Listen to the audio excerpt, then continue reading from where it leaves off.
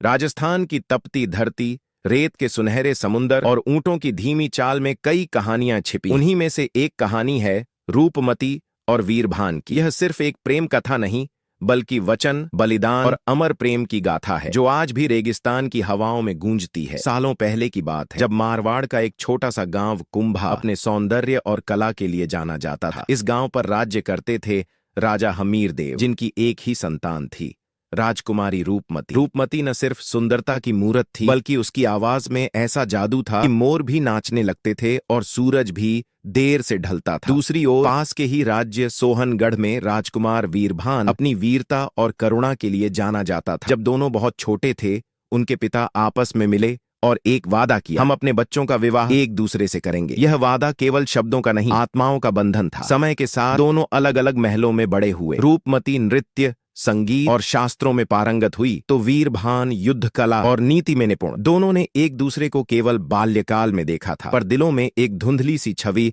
अब भी बसी हुई थी। जब रूपमती 16 की हुई, उसके रूप की चर्चा दूर दराज के राज्यों तक पहुंच। अलवर नरेश का पुत्र कुंवर अनिरुद्ध भी उसकी सुंदरता का दीवाना हुआ और अपने पिता से उसके लिए रिश्ता मांगा। अनिरुद्ध क्रूर, घमंडी और अय्याश युवक, पर राजनीतिक दृष्टि से यह संबंध लाभदायक था। राजा हमीर देव वचन को भूल लालच में आकर इस रिश्ते को स्वीकार कर बैठे। जैसे ही यह निर्णय रूपमती को बताया गया, उसने स्वयं को अपने कक्ष में बंद कर लिया। उसका मन, उसकी आत्मा वर्षों पहले वीरभान को सौंप दी गई। उसने न खाना खाया, न पीना, बस एक ही बात दोहराती रही, मैं वीरभान की हूं, किसी और की नहीं। राजमहल में सन्नाटा छा गया। रूपमती ने यह साफ कर दिया कि वह किसी भी हाल में अनिरुद्ध से विवाह नहीं करे। इस निर्णय ने पूरे राज्य में चर्चा छेड़ दी। जब यह बात सोहनगढ़ पहुंची, वीरभान की रगों में आग दौड़ गई। उसने बिना किसी सेना के, केवल अपने वफादार घोड़े सारंग के साथ कुंभा की ओर प्रस्थान किया। रास्ते में उसे राजा हमीर देव के सिपाहियों ने रोकने की कोशिश की, पर वीरभान की तलवार ने रास्ता बना लिया। महल के द्वार पर पहुंचते ही शादी की तैयारियां चल रही थीं। महल रोशनी से जगमगा रहा था, पर रूपमती का कक्ष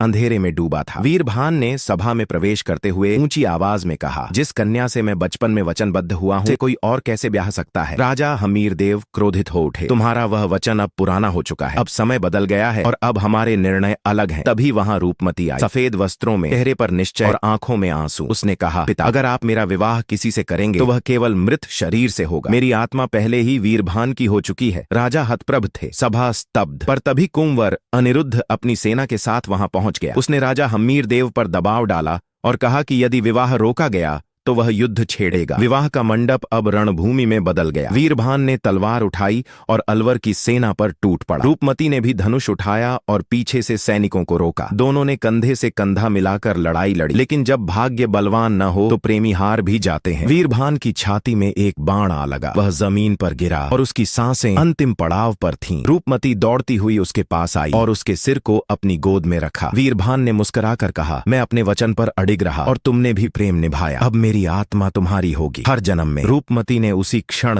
निर्णय लिया, यदि मेरा वीर अब नहीं रहा तो मेरा भी इस संसार में कोई कार्य नहीं। वह वहीं पास में अग्नि प्रज्वलित कर चिता पर चढ़ गई। लोगों ने रोकने की कोशिश की, लेकिन उसने कहा, यह प्रेम है, आत्मा का मिलन, शरीर की कैद में नहीं। अग्नि की लपटों में दोनों प्रेमियों की देह भले ही भस्म हो गई, पर उनकी कहानी अमर हो गई। आज भी कुंभा गांव में एक छोटा सा मंदिर है, जहां रूपमती और वीरभान की समाधियां बनी हैं। वहां हर साल एक मेला लगता है और लोग आकर मन्नत मांगते हैं कि उन्हें भी ऐसा सच्चा अमर प्रेम मिले जैसा रूपमती और वीरभान को मिला था।